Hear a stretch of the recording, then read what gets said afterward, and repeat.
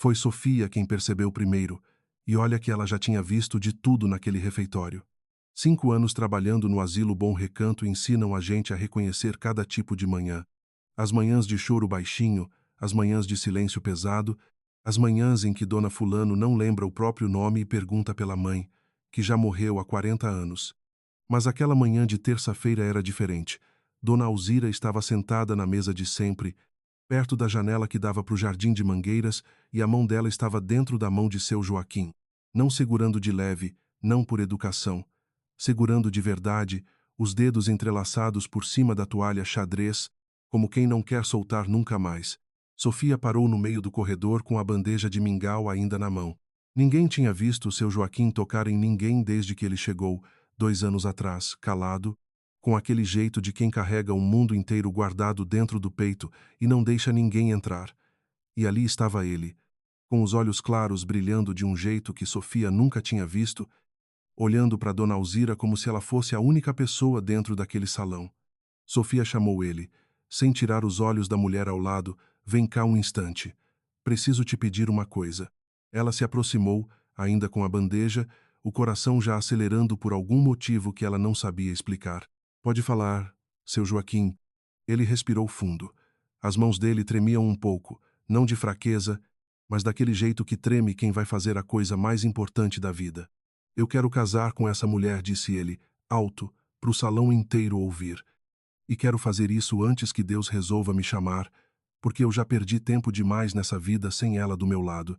O barulho de talher parando de bater no prato, o silêncio que desce de repente, e depois, o som que ninguém esperava.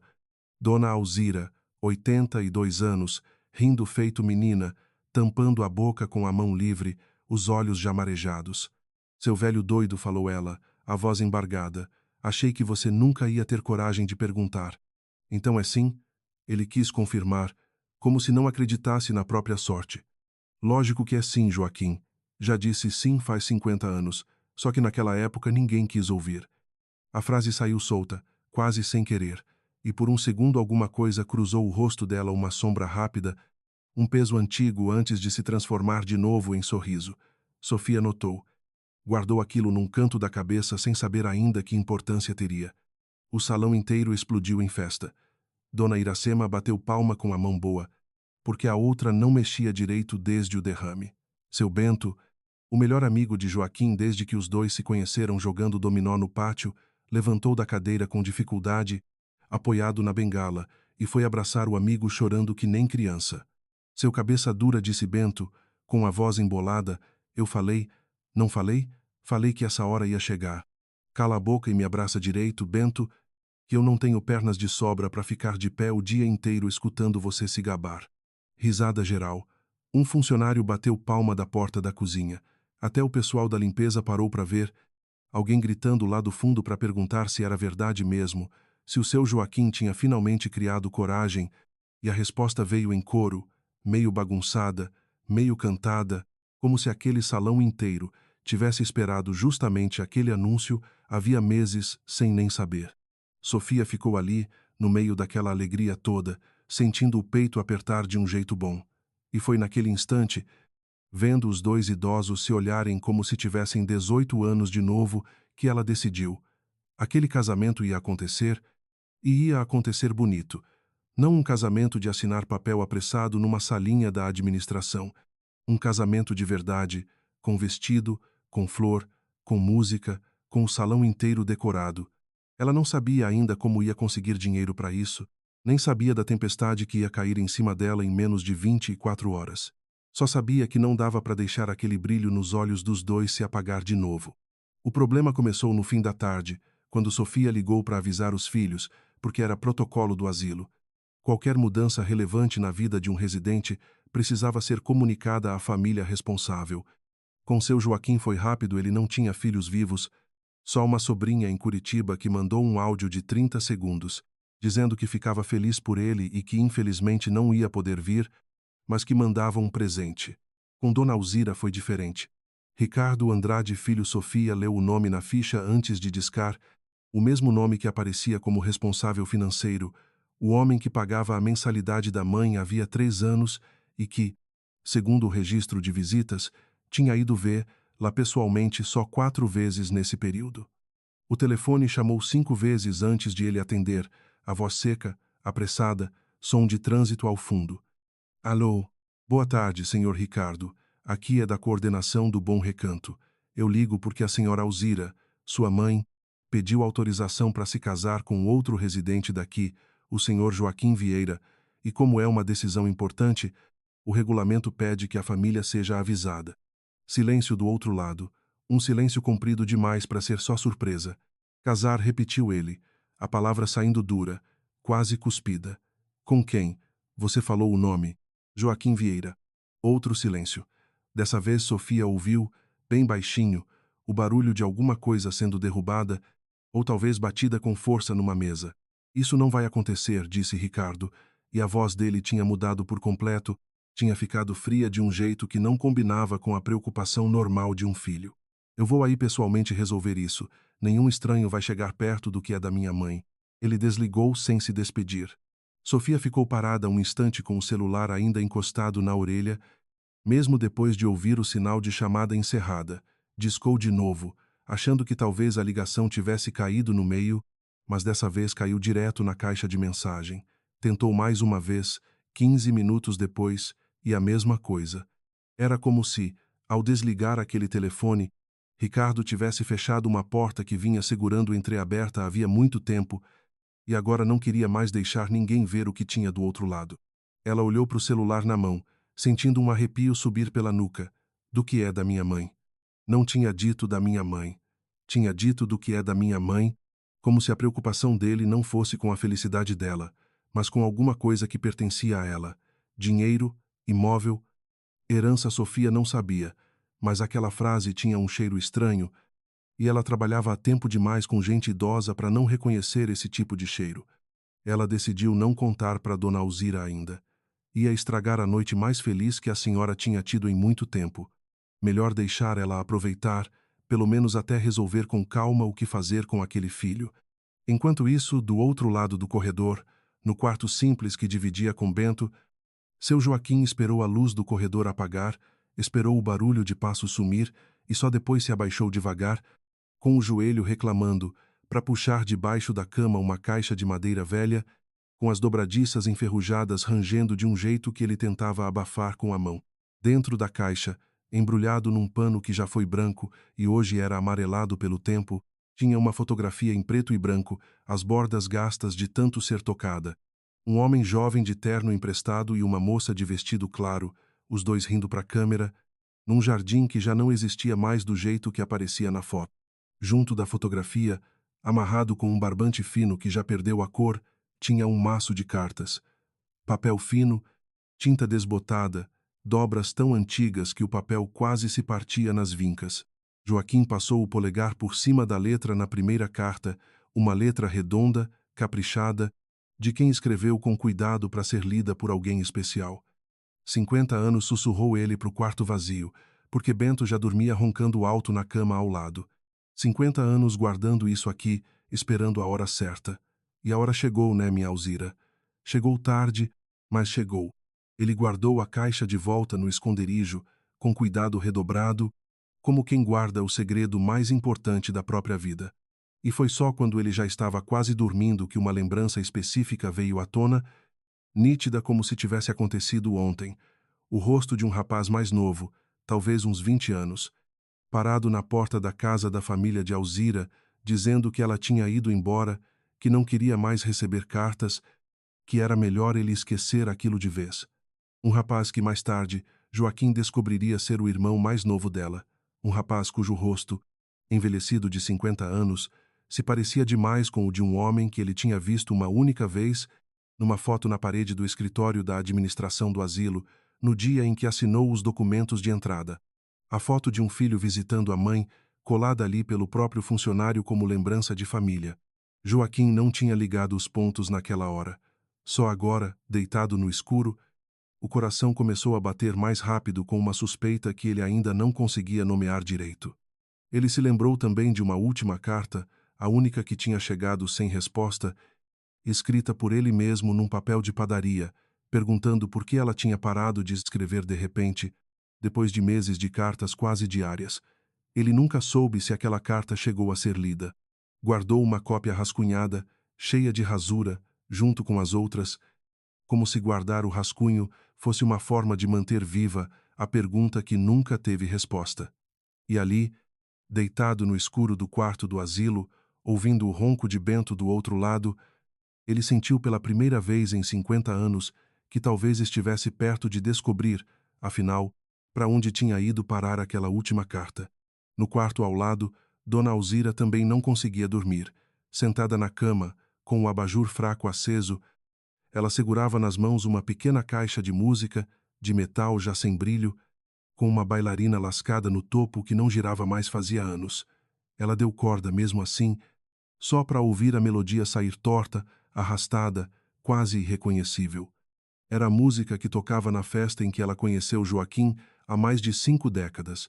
Uma festa de fim de ano numa fazenda de café, ela com 19 anos, vestido emprestado da prima, e ele atravessando o salão só para pedir a primeira dança. Você nunca soube o que aconteceu de verdade. Meu amor, ela disse baixinho, olhando para a bailarina emperrada. Eu também não soube por muito tempo, mas agora eu sei, e vou levar esse segredo para o caixão se for preciso, porque o que importa é que a gente se encontrou de novo, e eu não vou deixar ninguém estragar isso outra vez. Ela fechou a caixinha de música com cuidado e escondeu debaixo do travesseiro, do jeito que fazia desde jovem, como se ainda existisse alguém no mundo capaz de tomar aquilo dela. Antes de apagar o abajur, ficou um tempo olhando para o teto, contando baixinho os anos na cabeça, como se precisasse confirmar de novo que não estava enganada. 51 anos desde a última vez que tinha visto aquele rosto, 51 anos guardando uma dúvida que agora, com ele dormindo a poucos metros de distância, parecia finalmente perto de se resolver. Na manhã seguinte, o Bom Recanto acordou em festa.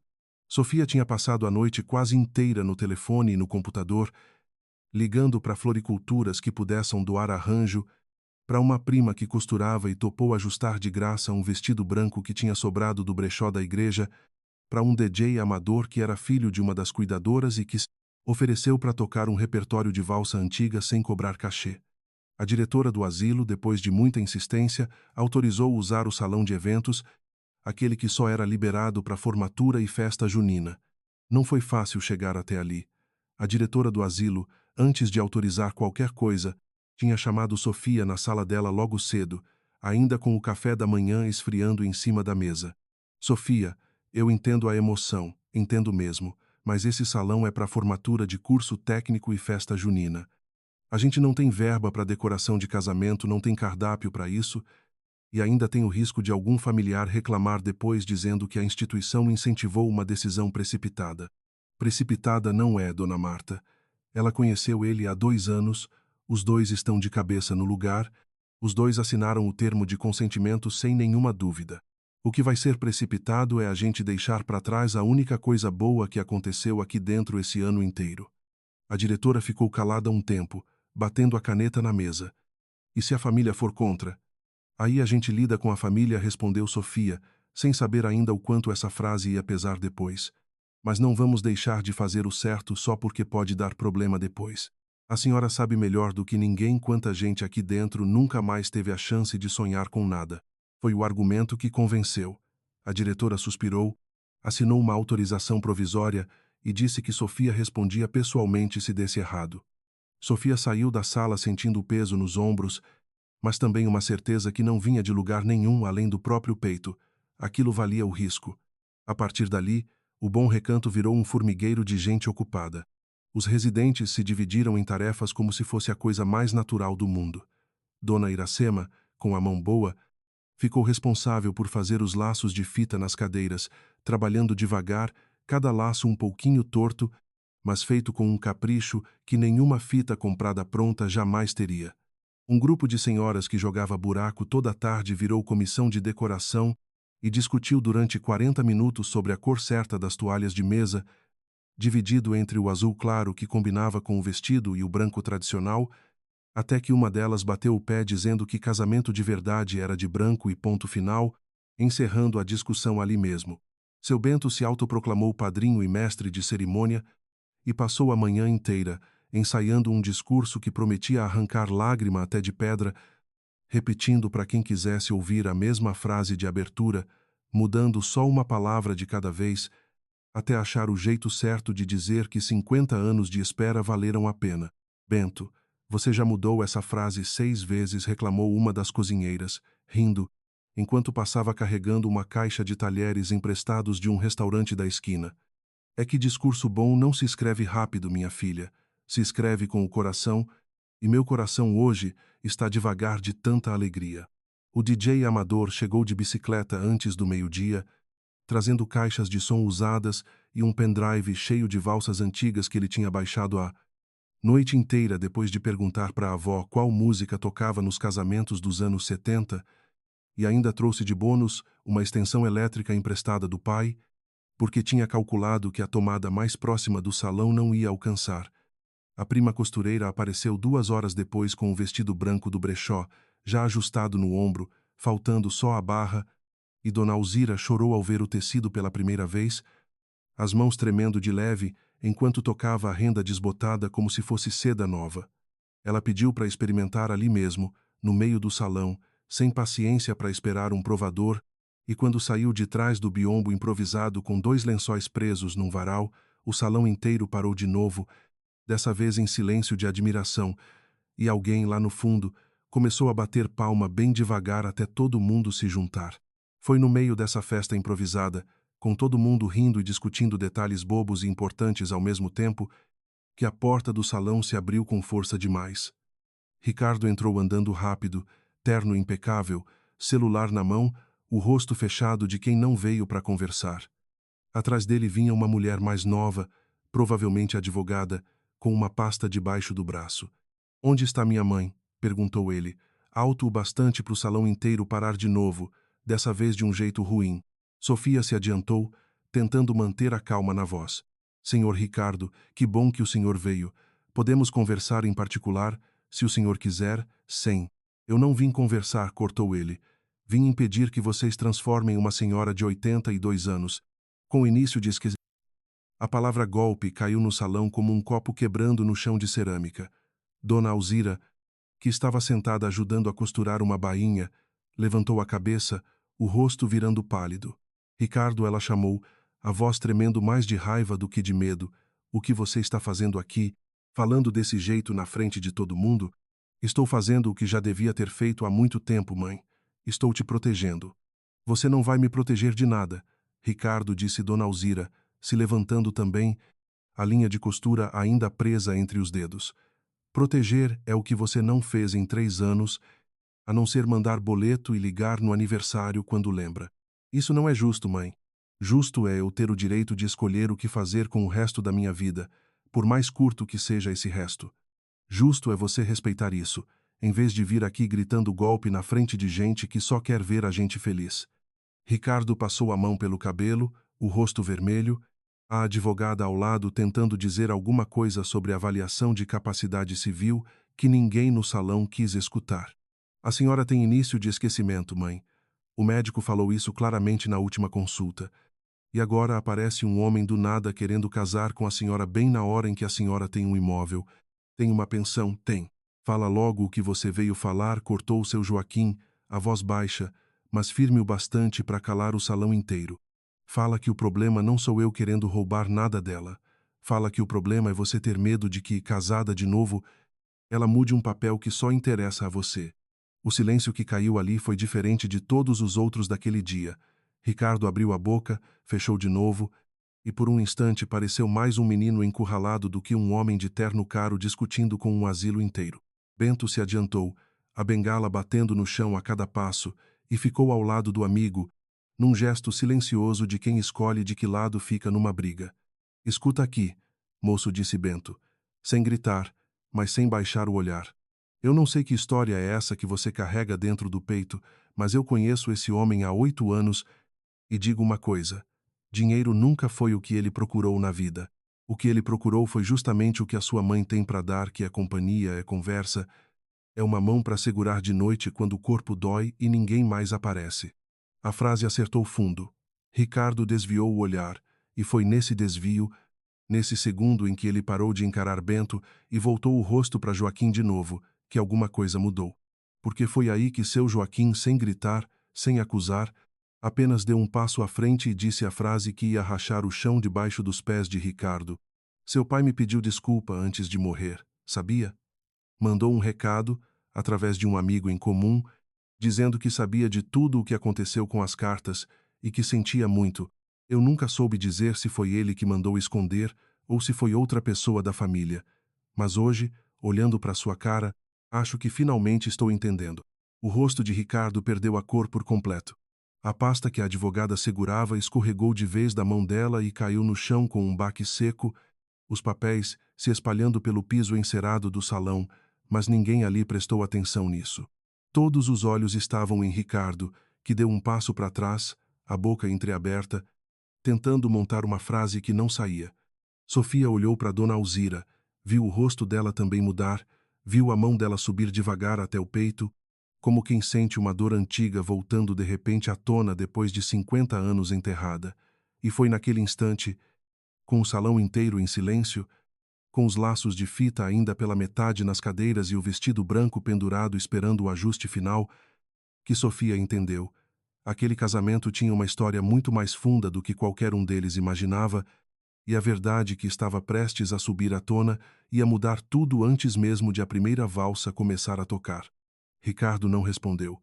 Ficou parado, os olhos fixos em Joaquim, a boca se mexendo sem que saísse som nenhum, e por um segundo Sofia pensou que ele fosse desmaiar ali mesmo, no meio do salão, entre os laços de fita pela metade e o vestido pendurado no varal improvisado. Do que ele está falando, Ricardo? Perguntou Dona Alzira, a voz agora sem nenhum traço de raiva, só um medo antigo tentando encontrar palavra. Que recado é esse do seu pai? Eu não sei do que ele está falando, mãe. Mas a voz de Ricardo saiu fina, sem a força de antes, e todo mundo no salão percebeu. Sabe sim, disse Joaquim, sem levantar o tom, o que assustava mais do que se ele tivesse gritado. Você sabe, porque quem escondeu aquelas cartas não foi seu pai. Foi você, não foi? Você tinha o quê? Uns 12, 13 anos? Quando isso aconteceu, o silêncio que caiu ali era do tipo que dói no ouvido. Bento parou de bater a bengala no chão. As senhoras da comissão de decoração largaram as toalhas na mesa. Até a música baixinha que o DJ tinha deixado tocando de fundo pareceu sumir, embora ninguém tivesse desligado nada. Eu era criança, disse Ricardo, e a frase saiu quebrada, cada palavra separada da outra como se custasse um esforço enorme para montar. Eu era criança e vi meu pai chorando no escritório com um maço de carta na mão, dizendo que ia perder a mulher dele para um peão de fazenda. E eu só queria proteger meu pai. Eu peguei a carta que tinha chegado naquela semana antes que ele visse, escondi debaixo do colchão e não devolvi mais. Não sabia o que aquilo ia significar. Achei que ia passar, que era coisa de adulto brigando, que em um mês estava tudo esquecido. Não passou, disse Dona Alzira, a voz agora tremendo de um jeito diferente, não mais de raiva contra o filho na frente dela, mas da dor de décadas encontrando finalmente um rosto para culpar. Eu passei 50 anos achando que ele tinha desistido de mim sem nenhum adeus. E ele passou 50 anos achando que eu tinha mandado ele embora. A gente casou com outras pessoas, Ricardo. A gente teve filho, teve neto, enterrou marido e mulher, achando que a história da gente tinha morrido de vergonha, quando na verdade morreu de medo, o medo de um menino de 12 anos segurando uma carta debaixo do colchão. Eu ia contar, disse Ricardo, a voz falhando no meio da frase. Todo aniversário seu, eu pensava em contar. Ensaiava até a frase no carro, vindo para cá, e toda vez, na hora de falar, alguma coisa travava, e eu saía sem coragem, prometendo que no próximo ano ia ser diferente. O próximo ano virou 30 anos, meu filho. Ele não teve resposta para isso. Baixou a cabeça de novo, e dessa vez o silêncio pesou mais do que qualquer grito teria pesado. Ricardo baixou a cabeça. A advogada ao lado dele, sem entender direito o que estava acontecendo, tentou puxar o braço dele para o lado, sussurrar alguma coisa sobre ir embora, sobre voltar depois com calma, mas ele nem se mexeu. Eu não contei porque, quando cresci, já não tinha mais como consertar, falou ele, olhando agora para o chão, não mais para a mãe. Meu pai morreu achando que aquilo tinha ficado enterrado. Eu não sabia como confessar sem destruir a memória dele para a senhora. E aí, quando a senhora veio para o asilo, quando eu vi que a senhora ia ficando esquecida aos poucos, pensei que talvez fosse melhor deixar assim. Que reabrir essa história só ia machucar todo mundo de novo. Fui covarde a vida inteira, mãe. Isso eu reconheço agora, na frente de todo mundo, mesmo sabendo que reconhecer não conserta nada. Machucar? A voz de Alzira subiu, e pela primeira vez desde que Ricardo tinha entrado no salão, ela deu um passo na direção dele, não para abraçar, mas para encarar de perto. Machucar mais do que 50 anos sem a pessoa que eu devia ter passado a vida inteira do lado? Você achou que estava me protegendo, Ricardo, mas estava só protegendo você, protegendo a sua consciência. Foi Sofia quem quebrou o silêncio que se seguiu, porque alguém precisava e porque ela viu a advogada abrir de novo a pasta caída no chão, tentando juntar os papéis espalhados, e um deles chamou sua atenção. Um cabeçalho de tribunal, um formulário de petição, já preenchido com o nome de Dona Alzira, faltando só a assinatura de um advogado para dar entrada. "O que é isso?" perguntou Sofia, se abaixando para pegar a folha antes que a advogada conseguisse. A mulher hesitou, olhou para Ricardo, que não disse nada para impedir. "É um pedido de interdição parcial", respondeu ela, sem jeito. Para formalizar a tutela do senhor Ricardo sobre as decisões financeiras e civis da mãe dele, incluindo qualquer união estável ou casamento. Era para ser protocolado essa semana. O salão inteiro pareceu perder o chão de novo, dessa vez com um tipo de raiva diferente da anterior. Bento bateu a bengala no piso com força. "Então era isso", falou ele, sem esconder o desprezo. "Não veio aqui defender a mãe de golpe nenhum. Veio calar a boca dela antes que ela tivesse chance de escolher." "Eu ia desistir", disse Ricardo, rápido demais, defensivo demais para soar sincero. Ia desistir assim que resolvesse conversar com ela com calma, sem essa loucura toda do casamento no meio. "Não parece desistência isso aqui", meu filho, respondeu Dona Alzira, pegando a folha da mão de Sofia, olhando para o próprio nome impresso ali, datilografado, como se ela já não tivesse mais voz própria sobre a própria vida. "Parece papel pronto para assinar assim que der a brecha certa." Ela rasgou o formulário ao meio, devagar, sem pressa, olhando para o filho o tempo todo enquanto fazia isso, e depois jogou os pedaços no chão, bem aos pés dele. "Pode ir embora, Ricardo. Quando estiver pronto para pedir desculpa de verdade, e não só explicação, a porta desse asilo vai estar aberta. Até lá, eu tenho um casamento para terminar de organizar." Ricardo ficou parado mais um instante, olhando para a mãe, para Joaquim, para o salão inteiro assistindo, e depois virou nos calcanhares e saiu andando rápido, a advogada quase correndo atrás dele, tentando recolher os papéis rasgados que sobraram no chão. A porta bateu forte demais, ecoando pelo corredor. Ninguém aplaudiu dessa vez. Ninguém riu. O salão ficou num silêncio esquisito, meio aliviado, meio machucado, até que Dona Iracema, com a mão boa, começou a bater palma bem devagar, e aos poucos os outros foram se juntando, não de festa, mas de apoio, o tipo de palma que se dá para alguém que acabou de vencer uma briga que não devia nem ter existido. Dona Alzira se deixou cair na cadeira mais próxima, as pernas de repente sem força nenhuma, e foi Sofia quem correu para segurar o braço dela, medindo o pulso por hábito profissional, mesmo sabendo que aquele tremor não tinha nada de emergência médica, só o corpo inteiro processando 50 anos de dúvida resolvidos em 5 minutos. "Você está bem?" perguntou Sofia, ajoelhada ao lado da cadeira. "Estou melhor do que estive em muito tempo, minha filha. Só preciso de um instante para lembrar como se respira depois de uma notícia dessas, uma notícia boa que chega misturada com uma dor tão velha que a gente quase esqueceu o nome dela." Bento se aproximou também, ainda com a bengala tremendo de raiva contida, e pousou a mão no ombro de Joaquim. "Ele não merecia nem pisar aqui de novo", depois disso resmungou. "Mas você, seu cabeça dura, ficou aí quieto, sem gritar, sem xingar. Não sei como você conseguiu. Porque gritar não ia trazer os 50 anos de volta, Bento. E porque, no fundo, aquele menino que escondeu a carta também sofreu com isso a vida inteira, só que sofreu calado, sozinho, sem coragem de confessar. Não justifica, mas explica." A frase ficou pairando no salão por um instante, e algumas das senhoras da comissão de decoração trocaram olhares, comovidas com a facilidade que aquele homem tinha de perdoar depois de tanto tempo perdido. Uma delas, Enxugando os olhos com a ponta do avental, resumiu o que todo mundo ali dentro estava pensando. Se um homem que perdeu 50 anos ainda consegue falar assim, então a gente que só perdeu um dia de decoração não tem nem direito de reclamar. Vamos terminar esses laços. Naquela noite, depois que o salão esvaziou e as luzes do corredor baixaram para o modo noturno, Joaquim foi até o quarto de Dona Alzira pela primeira vez desde que os dois se conheceram ali dentro, carregando a caixa de madeira debaixo do braço como quem carrega um filho recém-nascido, o corredor silencioso demais para os próprios passos dele, que pareciam ecoar mais alto do que o normal naquela noite específica. Ela abriu a porta ainda de roupão, os olhos inchados de chorar, mas o rosto mais leve do que ele tinha visto em dias, como se um peso enorme, carregado havia décadas, sem que ela nem soubesse mais o tamanho dele, tivesse finalmente encontrado onde ser deixado no chão. Trouxe uma coisa, disse ele, entrando devagar, sentando na cadeira ao lado da cama porque o joelho não deixava ficar de pé por muito tempo. Abriu a caixa em cima do colo dela. A fotografia em preto e branco, o maço de cartas amarrado com barbante e, no fundo, quase escondido, um pequeno anel de metal simples, sem pedra, comprado com o primeiro salário que ele juntou trabalhando na fazenda. Dona Alzira levou a mão à boca, os dedos tremendo ao tocar o anel.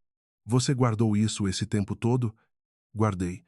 Casei outra vez, tive filha, enterrei minha mulher há 8 anos e em nenhum momento consegui jogar essa caixa fora. Sempre soube, lá no fundo, que um dia ia precisar dela de novo. Ela abriu o maço de cartas com cuidado, lendo em silêncio, os olhos correndo linha por linha, reconhecendo a própria letra em algumas, a letra dele em outras, 50 anos de silêncio se desfazendo devagar entre um parágrafo e outro. Numa das cartas, mais antiga que as outras, Joaquim descrevia um plano de pedir a mão dela assim que juntasse dinheiro suficiente para comprar uma casinha simples, longe da fazenda do pai dela, um lugar só dos dois. Noutra, mais curta, escrita às pressas, ele contava que tinha ouvido o rumor de que o pai dela queria casar lá com o filho de um fazendeiro vizinho e perguntava, com a letra mais apertada do que de costume, se era verdade, se ela ainda pensava nele do mesmo jeito. Eu nunca recebi essa, sussurrou Alzira, os dedos parando em cima do papel. Se eu tivesse recebido, teria fugido no mesmo dia. Joaquim. Teria fugido sem pensar 2 vezes. Eu sei, respondeu ele, a voz embargada. Foi por isso que fiquei esperando uma resposta que nunca veio, achando que o silêncio era a resposta. Numa das cartas, a letra não era nem dela nem dele, era um bilhete curto, letra de criança, colado por dentro do envelope como se tivesse sido escondido ali de propósito, esquecido, nunca lido por ninguém até aquela noite. Desculpa, seu Joaquim. Eu não queria que meu pai chorasse mais. Sem assinatura, mas os dois sabiam de quem era. Ele tentou pedir perdão até de criança, sussurrou Alzira, a voz embargada. E ninguém nunca leu isso. Joaquim segurou a mão dela por cima das cartas espalhadas, e os dois ficaram um tempo sem dizer nada, só respirando o mesmo silêncio pesado e ao mesmo tempo mais leve do que qualquer um dos dois tinha sentido em décadas. A gente não vai deixar isso estragar amanhã, disse ele, por fim. A gente já perdeu 50 anos de raiva alheia, não vou perder mais nenhum dia. Ela sorriu, ainda com lágrima escorrendo, e pegou o pequeno anel simples da caixa, colocando no dedo sem esperar cerimônia nenhuma. Então vamos casar amanhã mesmo, seu velho, antes que outra pessoa tenha mais uma ideia de nos atrapalhar. Só que amanhã não veio do jeito que os dois esperavam. Enquanto o bom recanto dormia, Ricardo ficou sentado dentro do próprio carro, ainda estacionado na rua de casa, sem coragem de entrar, o motor desligado havia mais de 1 hora. A advogada tinha mandado 3 mensagens perguntando se ainda ia protocolar o pedido de interdição antes do prazo, e ele ficou olhando para o celular sem responder, o polegar parado em cima da tela, sem saber se apagava tudo ou se seguia em frente. Pensou na mãe rasgando o formulário aos pés dele. Pensou no bilhete de criança dentro do envelope, na própria letra torta de menino assustado, e sentiu o estômago revirar de vergonha. Por um instante, quase deletou o rascunho da petição do e-mail. Mas veio também o outro pensamento, o que ele carregava havia anos e não sabia separar da vergonha, o medo puro e simples de perder o controle sobre a única coisa, da vida da mãe que ele ainda conseguia administrar de longe. já que carinho, tempo e presença ele tinha deixado escapar fazia tempo. Foi esse medo, não mais raiva, que venceu naquela noite. Ele digitou uma única frase de resposta para a advogada pode protocolar e desligou o celular antes de ter tempo de se arrepender de novo. Só depois, já dentro de casa, sentado na escada da entrada no escuro, é que ele deixou escapar um soluço curto, sozinho, sem ninguém para ver.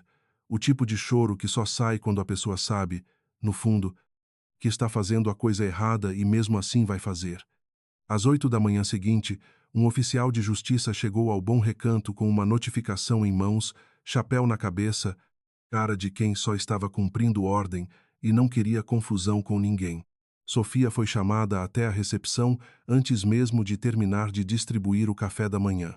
Vim notificar a instituição, disse o oficial, entregando o envelope sobre uma medida cautelar protocolada essa madrugada, solicitando a suspensão de qualquer ato civil envolvendo a senhora Alzira Andrade até a avaliação judicial de capacidade. A audiência foi marcada com urgência para depois de amanhã, às 9 da manhã, no Fórum Central. Sofia sentiu o estômago revirar antes mesmo de virar a página do envelope. Ela conhecia bem aquele tom formal de documento oficial, tinha visto coisa parecida uma vez, anos atrás, num caso de outro residente, e sabia o quanto aquilo podia se arrastar se ninguém agisse rápido. Depois de amanhã, isso é rápido demais, isso nem devia ser possível assim, de um dia para o outro. Quando tem alegação de risco à pessoa idosa, o juiz pode conceder liminar em caráter de urgência, respondeu o oficial, já se despedindo, sem interesse em discutir o mérito. Isso aqui é só formalidade minha, entregar o papel, o resto é com vocês. Sofia releu a notificação 3 vezes antes de conseguir absorver o que estava escrito ali, entre termos jurídicos que ela mal entendia. Até a audiência acontecer, nenhuma união estável, casamento ou alteração de estado civil envolvendo Dona Alzira poderia ser formalizada. Se descumprissem, a instituição responderia por omissão. O casamento marcado para aquela tarde precisava ser adiado, ou o Bom Recanto inteiro corria risco de processo. A notícia correu pelo asilo mais rápido do que qualquer boato normal costuma correr. Em menos de meia hora, todo mundo já sabia dos residentes do primeiro andar até a cozinheira que só trabalhava 3 dias por semana e nem devia estar escalada naquele turno, mas apareceu mesmo assim, dizendo que não ia perder a chance de ajudar no que fosse preciso. O clima de festa que tinha tomado conta do salão na véspera se transformou, em questão de minutos, numa espécie de mutirão silencioso, gente entrando e saindo da sala de convivência com cara séria, telefone na mão, cadernos com anotação. Dona Iracema, que raramente levantava a voz, bateu com a bengala boa no chão para chamar a atenção do grupo reunido. Eu enterrei meu marido há 18 anos. Não tenho mais chance nenhuma de casar de novo. Nem quero, mas quero ver esses dois casarem. Porque se não é para esse tipo de coisa que a gente ainda serve nessa idade, então não sei mais para que a gente serve. Vamos trabalhar. Foi Sofia quem foi contar para Dona Alzira e seu Joaquim com o coração apertado, encontrando os dois no jardim, sentados no banco de sempre, de mãos dadas, olhando as mangueiras balançarem com o vento fraco da manhã. Antes de chegar até eles, porém, Sofia passou pela sala de costura improvisada, onde Dona Iracema seguia terminando os últimos laços de fita, mesmo já sabendo da notificação, mesmo sabendo que talvez aquele trabalho todo fosse para nada por enquanto. A senhora não precisa continuar, Dona Iracema. Pode dar uma pausa. Pausa para quê, minha filha? Respondeu ela, sem parar de amarrar o laço torto na cadeira. Eu costurei o vestido de noiva das minhas 2 filhas com essas mãos, quando as 2 ainda funcionavam direito. Depois que o Severino morreu, achei que nunca mais ia ter motivo de pegar numa agulha de novo, exceto para remendar roupa velha. Esse laço aqui, torto desse jeito, é o primeiro trabalho bonito que eu faço em 8 anos. Não vou parar por causa de papel de juiz. Papel de juiz não decide quando o coração da gente ainda serve para alguma coisa. Ele conseguiu. Então disse Joaquim, depois de ouvir tudo sem raiva na voz, só um cansaço fundo. Conseguiu parar a gente de novo, mesmo depois de confessar o que fez. Não parou, respondeu Dona Alzira, apertando a mão dele com mais força. Só atrasou. E se tem uma coisa que esse velho aprendeu nessa vida toda, é que atraso não é a mesma coisa que fim. Sofia olhou para os dois, sentindo uma mistura de raiva e admiração que ela não sabia bem como equilibrar. A audiência é depois de amanhã, Isso nos dá 2 dias. Vocês têm advogado? Advogado a gente não tem, respondeu Joaquim, mas amigo, esse lugar tem de sobra. Foi Bento quem lembrou primeiro, ainda naquela mesma manhã, reunido com o resto do grupo na sala de convivência, todo mundo tentando pensar num jeito de ajudar. A filha de Dona Iracema era estagiária de Direito, terminando o curso, morando na cidade vizinha, vindo visitar a mãe todo fim de semana. Enquanto esperavam a ligação ser feita, alguém sugeriu procurar também a rádio comunitária do bairro para ver se um comentário público sobre o caso não ajudava a pressionar de algum jeito, mas Sofia pediu calma, dizendo que expor o caso demais podia virar contra eles, virar espetáculo em vez de justiça, e o grupo concordou, meio a contragosto, que o caminho certo por enquanto era o silencioso, provas, laudos, depoimentos, paciência. Ela não é advogada formada ainda, avisou Dona Iracema, com a mão boa apertando a bengala com força, como se aquilo fosse uma corrida contra o tempo que ela também queria vencer. Mas o namorado dela trabalha com direito de família e ela sempre fala bem dele. Vale ligar. Ligaram na hora. O namorado, depois de ouvir a história inteira em detalhe, aceitou assumir o caso pro Bono, comovido, segundo ele mesmo disse, porque a mãe dele também tinha passado os últimos anos da vida sozinha num asilo, sem ninguém para brigar por ela. A gente não consegue derrubar a liminar em 2 dias, com certeza, avisou ele por telefone, a voz de Sofia no viva voz para o grupo inteiro escutar. Mas consegue pedir uma audiência de conciliação, levar prova de que a senhora Alzira tem plena capacidade, com laudo médico atualizado, e principalmente levar prova de que o pedido do filho foi motivado por interesse patrimonial, não por proteção genuína. Aquele formulário rasgado no chão do salão, se vocês guardaram os pedaços, pode ajudar bastante. E outra coisa, quanto mais gente próxima dela puder falar sobre o dia a dia, melhor. Juiz de vara de família gosta de ouvir rotina, não só papel. Sofia olhou para Bento, que já estava tirando do bolso um envelope surrado. Guardei tudo. Peguei cada pedacinho do chão antes de sair do salão ontem. Não sabia bem por quê, só senti que ia precisar. Fiz igual quando a gente guarda um documento importante numa gaveta. Não sabe para que vai servir, só sabe que um dia vai fazer falta se jogar fora.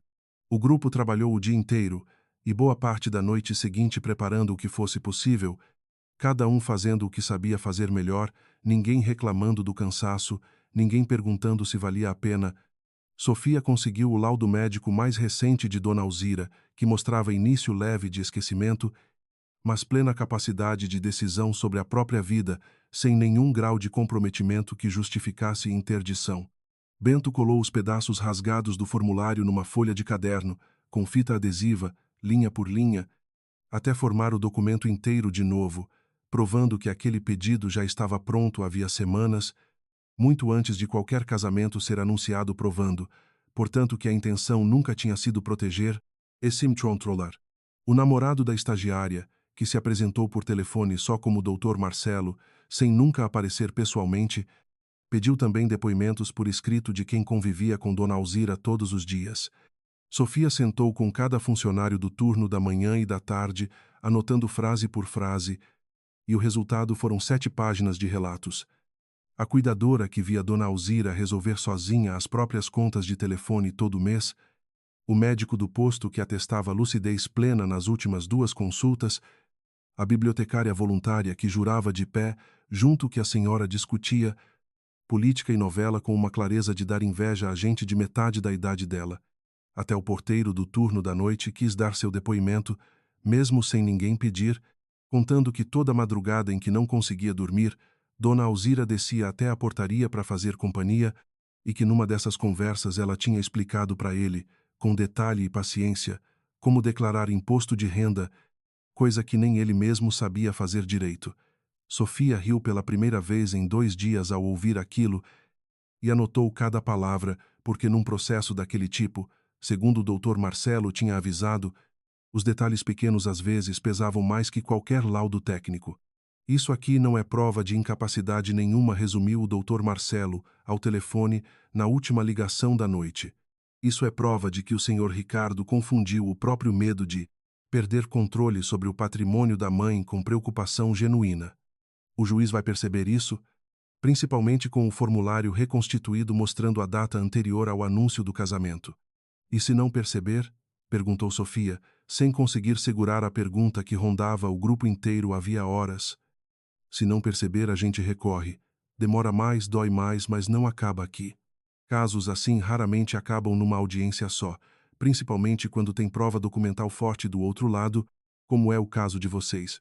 A resposta não trouxe o alívio que todo mundo esperava, mas trouxe alguma coisa parecida com chão firme debaixo dos pés. A certeza de que, dando certo ou não, ninguém ali ia desistir sem lutar até o fim. E essa certeza, naquele momento, valia mais do que qualquer garantia jurídica que o Dr. Marcelo pudesse oferecer por telefone. Na tarde do segundo dia, enquanto Sofia organizava a papelada numa pasta emprestada da secretaria, Dona Alzira apareceu na porta da sala de convivência, ainda com o roupão por cima do vestido de ensaio, o rosto sério. Precisamos falar com ele antes da audiência, disse ela. Não para implorar. Para dar uma última chance de fazer certo por conta própria, sem precisar de juiz para obrigar. Ligaram para Ricardo naquela mesma tarde. Ele demorou para atender, e quando atendeu, a voz saiu cansada, sem nenhum resquício da firmeza fria do primeiro telefonema. Mãe. Ricardo, eu quero que você venha aqui amanhã de manhã, antes da audiência, sem advogado, sem papel nenhum, só você. Um silêncio comprido do outro lado da linha. Para quê, mãe? Para a senhora me humilhar de novo na frente de todo mundo? Para eu te dar a chance que meu pai nunca me deu com o Joaquim, respondeu ela, a voz firme, mas sem raiva. A chance de escolher certo antes de ser tarde demais. E se eu não conseguir? Se eu chegar aí e continuar sem saber como consertar isso? Então pelo menos você vai ter tentado, Ricardo. É mais do que eu tive de você nos últimos 3 anos. A frase pesou. Do outro lado da linha, Sofia, encostada perto o suficiente para ouvir, viu Dona Alzira fechar os olhos com força, como quem precisa de toda a coragem que tem para terminar aquela conversa sem chorar. Eu penso, disse ele, por fim, a voz quase um sussurro, e desligou sem mais nada. Naquela noite, ninguém no Bom Recanto dormiu direito.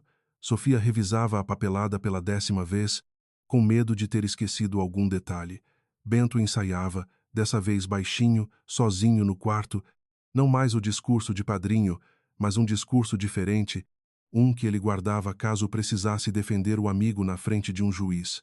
Sentado na beirada da própria cama, olhando para a cadeira vazia de Joaquim, que essa noite tinha dormido no jardim com Alzira até tarde e ainda não voltado, Bento sussurrou para o quarto vazio o que não conseguia dizer de dia. A gente se conheceu jogando dominó, seu Joaquim, e eu nunca perguntei muita coisa da sua vida antes daqui. Achei que você era só mais um velho calado, igual eu.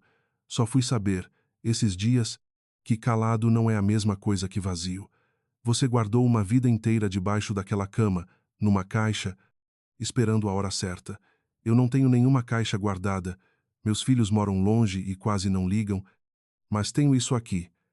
Se amanhã aquele juiz disser não, eu vou para frente dele e vou dizer que já vi muita coisa nessa vida, mas nunca vi nada tão certo quanto você e essa mulher.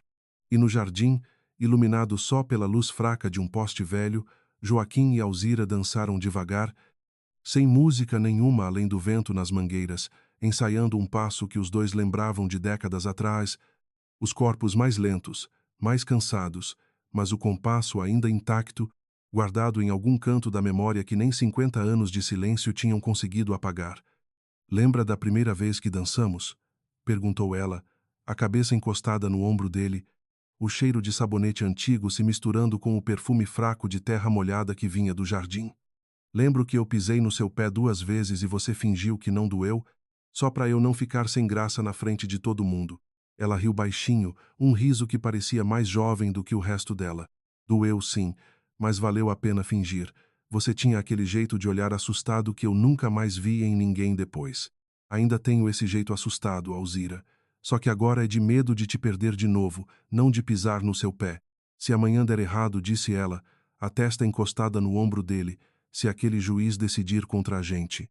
Não vai dar errado, cortou ele, girando ela devagar mais uma vez, o joelho reclamando, mas ele fingindo que não doía, o corpo cansado escondendo a dor atrás de um sorriso que ele só conseguia manter firme quando ela estava por perto. E mesmo que dê, Eu não vou embora de novo, dessa vez não. Sofia observava os dois de longe, sentada na varanda com a pasta de documentos ainda aberta no colo, incapaz de se concentrar em mais nenhuma linha. Passava da meia-noite e faltavam poucas horas para a audiência. Ela tinha revisado tudo tantas vezes que já sabia de cor cada argumento, cada data, cada nome nos relatórios, e mesmo assim o medo de ter esquecido alguma coisa não ia embora.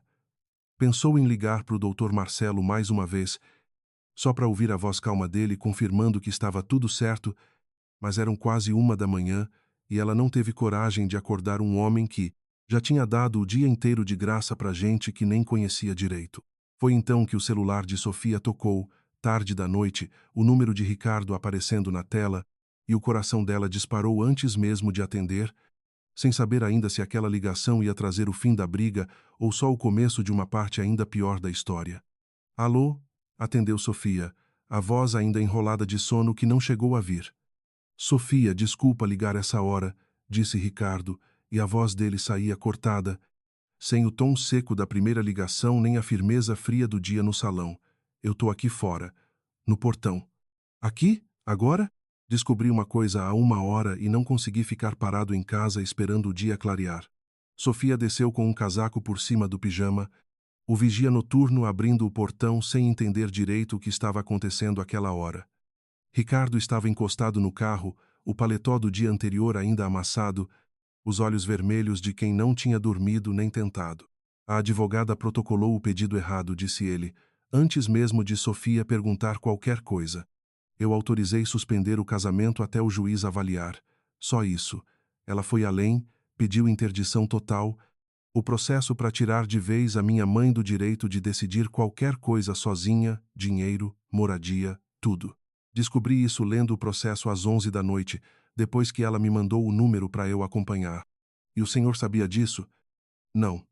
Ou melhor, deveria ter perguntado, deveria ter lido antes de assinar a procuração para ela agir em meu nome, mas eu assinei rápido, com raiva, sem olhar direito o que vinha depois. Isso também é covardia, Sofia. Assinar sem olhar para não ter que decidir de verdade. Sofia ficou calada um instante, sentindo o vento frio da madrugada cortar pelo casaco fino. A audiência é daqui a poucas horas. O senhor consegue desfazer isso a tempo? Não sei. Por isso vim. Preciso falar com a minha mãe antes do sol nascer e preciso que vocês me ajudem a entender o que ainda dá para consertar. Ela levou Ricardo até a sala de convivência, onde Bento já estava de pé, de pijama e chinelo, alertado pelo barulho de vozes no corredor, a bengala apoiada na cadeira mais próxima como quem se prepara para qualquer coisa. Ao ver Ricardo ali, dentro do asilo, aquela hora, ele não disse nada de imediato. Só ficou observando, os olhos apertados, decidindo se aquilo era ameaça nova ou outra coisa. O que você veio fazer aqui essa hora, moço? Perguntou Bento, sem se mexer da cadeira, a voz mais dura do que Sofia esperava vindo de um homem que geralmente só sabia rir. Vir estragar o resto que sobrou da festa, quem sabe? Vim tentar consertar o que ainda dá, respondeu Ricardo, sem desviar o olhar, sem a arrogância do primeiro dia. Sei que o senhor não tem motivo nenhum para acreditar em mim. Não tenho mesmo. Mas seu amigo Joaquim tem um costume que eu aprendi com ele nesses 2 anos. Dar chance até para quem não merece, desde que a pessoa apareça de verdade, não só apareça para se explicar. Vamos ver qual das duas coisas você veio fazer. Ricardo não respondeu na hora. Só baixou a cabeça, e foi esse silêncio, mais do que qualquer palavra, que fez Bento afrouxar um pouco o aperto na própria bengala. Foi Sofia quem ligou para o Dr. Marcelo, sabendo que ia acordar um homem que já tinha dado o dia inteiro de graça sem pedir nada em troca. Ele atendeu no quarto toque, a voz enrolada, mas acordando rápido assim que ouviu a palavra interdição total. Isso muda tudo, disse ele, direto, sem rodeio de quem acabou de acordar. Suspensão de casamento é uma coisa, o juiz pode reverter fácil vendo os laudos que a gente já separou. Interdição total é outra história. É um processo mais pesado, com perícia própria, com prazo próprio. Não dá para cancelar só porque o senhor Ricardo mudou de ideia agora de madrugada. Então o que dá para fazer? Perguntou Ricardo, puxando uma cadeira, sentando com o corpo curvado para frente, os cotovelos nos joelhos. Dá para pedir desistência formal do pedido, assinada pelo senhor mesmo. entregue antes da audiência começar. O juiz não é obrigado a aceitar de cara, porque o processo já rodou, já gerou uma perícia agendada, mas desistência de quem pediu, somada a laudo de capacidade e depoimento de quem convive, costuma pesar bastante a favor de encerrar tudo ali mesmo. Não garanto, mas é o caminho mais rápido que existe, e o senhor vai ter que dizer, na frente do juiz, por que mudou de posição. Isso não escapa, não. Ricardo passou a mão pelo rosto, o cansaço acumulado dando um peso diferente aos próprios traços, mais velho do que a idade real. Eu digo o que for preciso. Antes de sair para buscar o formulário de desistência com o Dr. Marcelo, ele pediu para ficar sozinho um instante e foi até o carro buscar uma coisa que tinha deixado no porta-luvas desde antes de sair de casa. Ninguém o seguiu. Foi só quando abriu a porta do carro, sentado sozinho no banco frio, que ele tirou dali um caderno pequeno, de capa marrom gasta, e ficou um tempo segurando aquilo sem coragem de levar de volta para dentro. Tinha achado aquele caderno 3 anos atrás, revirando as coisas do pai depois do enterro, e desde então guardava trancado numa gaveta em casa, sem mostrar para ninguém, sem nem saber direito por quê. Leu de novo. Ali, à luz fraca do painel do carro, uma página que já conhecia de cor, e fechou os olhos um segundo antes de finalmente sair do carro com o caderno debaixo do braço, como quem carrega um peso que já não aguenta mais sozinho. O sol ainda não tinha nascido de vez quando Sofia foi chamar Dona Alzira. Encontrou ela já acordada, sentada na cama, olhando pela janela para o jardim ainda escuro, como se tivesse sentido a agitação da casa mesmo sem saber a causa. Ele está aqui, disse Sofia, sem precisar dizer o nome. Eu sei, respondeu Alzira, se levantando devagar, pegando o roupão na cadeira. Sabia que ele ia voltar antes do sol nascer. Filho que carrega peso demais na consciência não consegue esperar o dia clarear sozinho. Encontraram Ricardo no jardim, sentado no mesmo banco onde ele e Joaquim tinham dançado sem música 2 noites antes, o caderno marrom fechado no colo, as mãos em cima dele como quem protege alguma coisa viva. Mãe, chamou ele, se levantando quando viu ela chegar, apoiada no braço de Sofia. Preciso te mostrar uma coisa que achei depois que o pai morreu. Devia ter mostrado há 3 anos. Não mostrei porque tive medo do que ia significar para a senhora, e agora percebo que tive medo, principalmente, do que ia significar para mim. Ele abriu o caderno numa página marcada com uma fita já desbotada e estendeu para Alzira, que pegou com as mãos tremendo, os olhos correndo pela letra do marido morto, uma letra que ela reconhecia mesmo depois de tantos anos. Era um trecho curto, escrito nos últimos meses de vida, quando o corpo já falhava mais do que a caneta. O pai de Ricardo tinha escrito que descobrira, há muitos anos, que fora o próprio menino quem escondera a carta e que nunca contara para ele o que sabia. Descobrira também, mais tarde ainda, que Alzira sabia de tudo. Ela tinha encontrado um rascunho na mochila do filho, um bilhete que o menino começara e não tivera coragem de terminar de enviar, e em vez de confrontar o próprio filho, foi falar com o marido a sós e pediu uma única coisa, que ele nunca deixasse o menino descobrir que ela sabia. Dizia que uma criança que carrega vergonha sem saber que já foi perdoada carrega o dobro do peso. Ele tinha guardado essa promessa a vida inteira e escrevia aquilo sem coragem de dizer em voz alta para o próprio filho que a mãe dele tinha feito por ele há tantos anos. Ricardo ficou observando o rosto da mãe enquanto ela lia e viu a mão dela subir devagar até a boca, os olhos enchendo, não de surpresa, mas daquele tipo de emoção que já esperava por uma confirmação, havia tempo demais para ainda doer como notícia nova. A senhora sabia, disse ele, a voz quase sumindo no meio da frase. Sabia desde que eu era criança, e nunca disse nada. Passei a vida inteira achando que escondia um segredo que só eu carregava, e a senhora carregou junto comigo o tempo todo, sozinha, sem eu nem saber que não estava sozinho. Eu não queria que você crescesse achando que sua mãe te via como um menino que roubou o amor da própria mãe, respondeu Alzira, sentando devagar no banco, o caderno ainda apertado contra o peito. Você era uma criança assustada vendo o pai chorar. Eu podia ter ficado com raiva de você a vida inteira, Ricardo. Escolhi não ficar.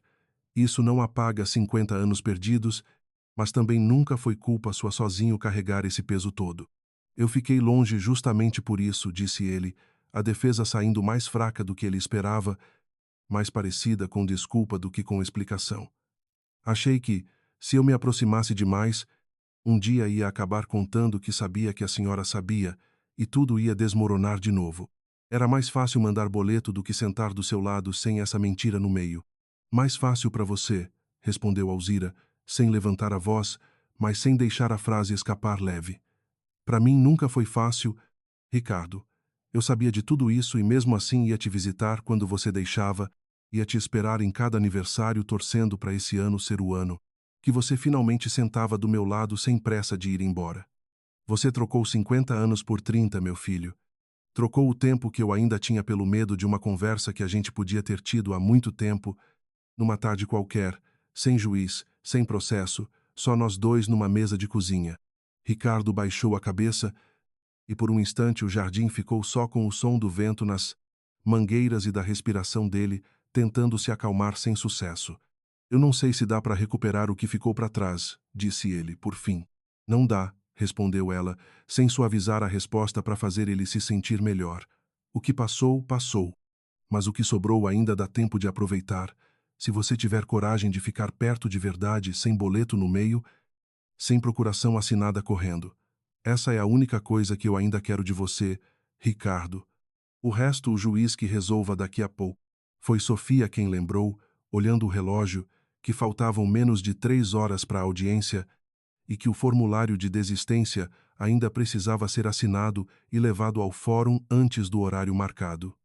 O caminho até o fórum foi silencioso, Ricardo dirigindo o próprio carro com Sofia no banco de trás segurando a pasta de documentos, o doutor Marcelo já esperando na entrada, terno amassado de quem tinha vestido em cima da hora.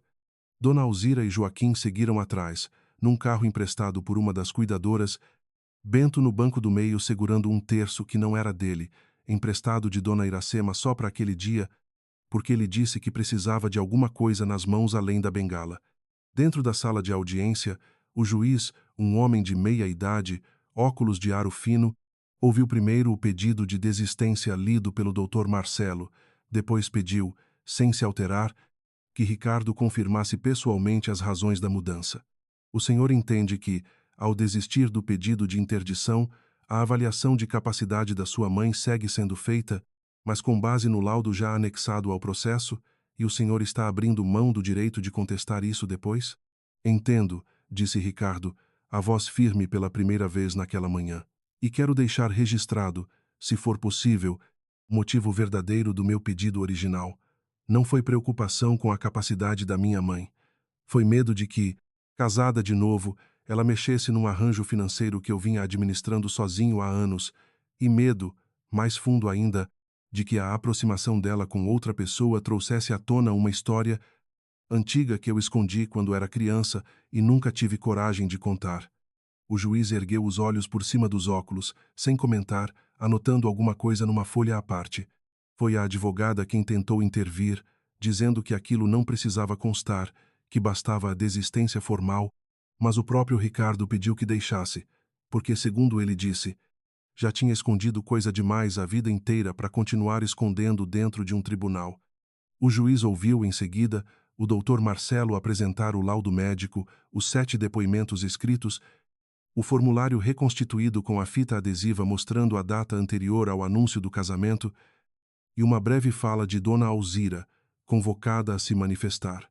A senhora entende o que está em jogo nessa audiência? Perguntou o juiz, direto, sem rodeio de cortesia. Entendo perfeitamente, doutor, respondeu Alzira, sem hesitar, a voz firme apesar do corpo cansado de dias sem dormir direito. Está em jogo se uma mulher de 82 anos ainda tem o direito de escolher com quem passa o resto da vida, ou se esse direito acaba quando o corpo começa a falhar e o filho acha que sabe melhor. Eu sei declarar meu próprio imposto de renda, doutor. Sei discutir novela e política com clareza que dá inveja em gente de metade da minha idade, e sei, acima de tudo, o nome do homem que eu escolhi casar. Isso me parece suficiente. A resposta fez até a advogada da outra parte baixar os olhos para o próprio bloco de anotações, sem escrever mais nada, e o juiz, pela primeira vez desde que a audiência começou, deixou escapar um meio sorriso rápido antes de voltar à seriedade do cargo. Considerando a desistência formal do pedido de interdição, o laudo médico que atesta plena capacidade de decisão, E a ausência de qualquer elemento que indique risco concreto à senhora Alzira, disse o juiz, por fim, defiro a revogação da medida cautelar de suspensão. A senhora está livre para tomar as decisões que entender sobre a própria vida, incluindo o casamento mencionado no processo. Determino, no entanto, acompanhamento social de rotina pelos próximos 6 meses, como medida de proteção padrão em casos que envolvem idosos e mudança relevante de estado civil, sem qualquer prejuízo à autonomia já reconhecida aqui. Não foi aplauso o que tomou conta da sala, porque não era lugar para isso, mas Sofia sentiu o corpo inteiro relaxar de um jeito que ela não sentia desde a manhã em que o oficial de justiça tinha entregado o primeiro envelope. Bento apertou o terço emprestado com tanta força que os dedos ficaram brancos e Joaquim segurou a mão de Alzira por baixo da mesa, sem dizer nada, só segurando.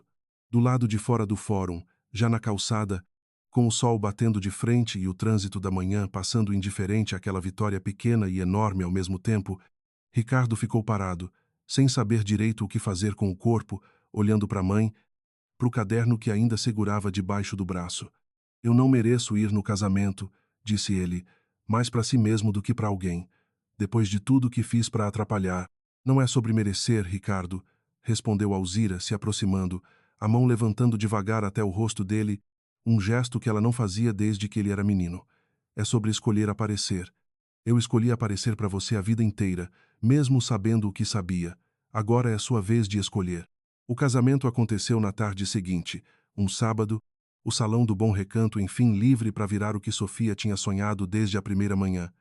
Cadeiras com laços de fita torta amarrados pelas mãos únicas de Dona Iracema, toalhas brancas escolhidas depois de 40 minutos de discussão, o vestido do brechó já com a barra certa, balançando de leve no corpo de Alzira enquanto ela caminhava devagar pelo corredor improvisado entre as mesas, apoiada não em ninguém, porque fez questão de andar sozinha até a metade do caminho e só ali estendeu a mão para Joaquim vir buscar o resto. O DJ amador, de bicicleta e caixa de som emprestada, tocou a valsa que a avó dele tinha indicado, e dessa vez não era só o vento nas mangueiras acompanhando os dois. Joaquim, com o joelho reclamando e o corpo cansado escondendo a dor atrás, de um sorriso que só ficava firme quando ela estava por perto, girou Alzira devagar no meio do salão, o mesmo giro de 2 noites atrás, só que agora com música de verdade, com gente batendo palma ao redor, com o anel simples comprado décadas atrás, brilhando fraco no dedo dela ao lado da aliança nova. Bento, finalmente satisfeito com a última versão do discurso depois de 7 tentativas, subiu na cadeira mais próxima com a ajuda de 2 cuidadoras, a bengala apoiada no braço livre, e esperou o salão ficar quieto antes de começar. Eu conheci esse homem jogando dominó, achando que ele era só mais um velho calado, igual eu, disse Bento, a voz embargada logo na primeira frase, o que arrancou risada geral. Só fui aprender, faz pouco tempo, que calado não é vazio. Meu amigo aqui guardou uma vida inteira dentro de uma caixa de madeira debaixo da cama, esperando 50 anos pela hora certa de abrir. E eu, que não tenho nenhuma caixa guardada, só aprendi uma coisa vendo os dois. Nunca é tarde demais para dizer a coisa certa para a pessoa certa. Só é tarde demais se a gente morrer com a coisa ainda guardada. Então Joaquim, seu cabeça dura, e Alzira, minha nova comadre, que vocês dois nunca mais guardem nada que precisa ser dito. O salão explodiu de novo, dessa vez sem interrupção nenhuma, sem porta batendo, sem notificação chegando. Dona Iracema bateu palma com a mão boa até doer, e disse, mais tarde, para quem quisesse ouvir, que aquele tinha sido o dia mais bonito que ela via desde o próprio casamento, décadas atrás. A cerimônia em si durou pouco. Um funcionário do cartório que Sofia conseguiu convencer a vir até o asilo num sábado, lendo os termos formais enquanto o salão inteiro segurava a respiração junto, e quando chegou a hora de Joaquim responder se aceitava Alzira como esposa, ele não disse só sim. Segurou a mão dela com as 2 mãos, olhou para o salão cheio de gente que tinha virado a própria vida de cabeça para baixo, por causa de 2 velhos e um pedido de casamento gritado no meio do café da manhã, e respondeu, aceito, e aceitava há 50 anos, só ninguém perguntou direito na hora certa. Depois da assinatura, veio a comida, simples, feita pelas cozinheiras do próprio asilo com a ajuda de uma vizinha, que doou 2 bolos de última hora, e veio também o momento que Dona Iracema esperava desde que começou a costurar os laços de fita, o convidado de honra experimentando, enfim satisfeita, cada detalhe do próprio trabalho nas cadeiras, contando para quem passava perto quantas horas levou para deixar cada laço daquele jeito, mesmo torto, mesmo sem instrução nenhuma além da própria memória. No fundo do salão, encostado perto da porta, Ricardo assistia tudo em silêncio, o paletó por cima do braço, sem coragem de se misturar de vez com a festa, mas também sem vontade nenhuma de ir embora. Foi Sofia quem se aproximou dele no meio da dança, entregando um copo de suco sem perguntar se ele queria. Obrigado por vir, disse ela. Obrigado por não ter me deixado ficar do lado de fora dessa vez, respondeu ele, olhando para a mãe rodopiando devagar no meio do salão. Eu passei a vida achando que proteger era ficar longe. Hoje entendi que proteger às vezes é só ficar. Mais tarde, já perto do fim da festa, quando a maioria dos convidados já tinha voltado para os próprios quartos e só sobravam alguns funcionários recolhendo copo e prato, Ricardo se aproximou da mesa onde a mãe estava sentada, descansando os pés doloridos de tanto dançar, e puxou uma cadeira do lado dela, sem cerimônia, sem pressa de sair de novo. Posso ficar mais um pouco? Perguntou ele. Pode ficar o tempo que quiser, meu filho, respondeu Alzira, encostando a cabeça no ombro dele, o mesmo gesto que ela fazia com Joaquim, agora emprestado para o filho por um instante. A gente ainda tem tempo de sobra para conversa de mesa de cozinha, viu? Só não deixa esse tempo passar de novo sem usar. Antes de ir embora, já com o carro ligado no estacionamento, Ricardo voltou uma última vez até a porta do salão, procurando Joaquim com os olhos. Encontrou ele sentado, sozinho por um instante enquanto Alzira ia se despedir de Dona Iracema, o joelho esticado para descansar da dança. O senhor guardou aquela caixa 50 anos, disse Ricardo parado na porta, sem entrar de vez. Eu só guardei um caderno 3 anos e já achei que ia enlouquecer com o peso. Não sei como o senhor aguentou tanto tempo sem virar um homem amargo. Porque eu tinha para onde guardar a raiva, moço, respondeu Joaquim, sem se levantar, o olhar calmo de quem já passou da idade de guardar rancor por muito tempo. Guardei numa caixa de madeira, debaixo da cama, em vez de guardar dentro do peito.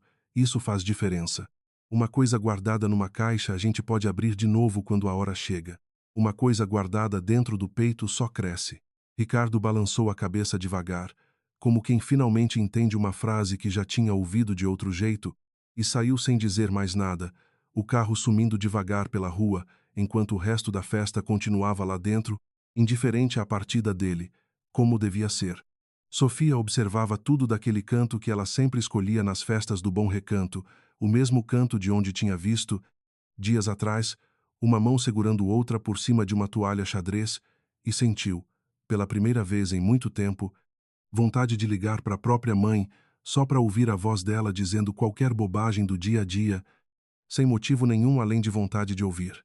Guardou o celular de volta no bolso, decidida a ligar assim que chegasse em casa, e ficou mais um instante parada na porta do salão, vendo o resto da festa se apagar devagar, as luzes baixando, a música do DJ trocando para uma última valsa mais lenta, enquanto Joaquim, sentado ao lado de Alzira, tirava do bolso a caixinha de música com a bailarina emperrada e dava corda mais uma vez, só para ouvir, junto com ela, a melodia torta que os dois tinham dançado juntos há mais de 5 décadas, agora sem pressa nenhuma de guardar de volta debaixo do travesseiro.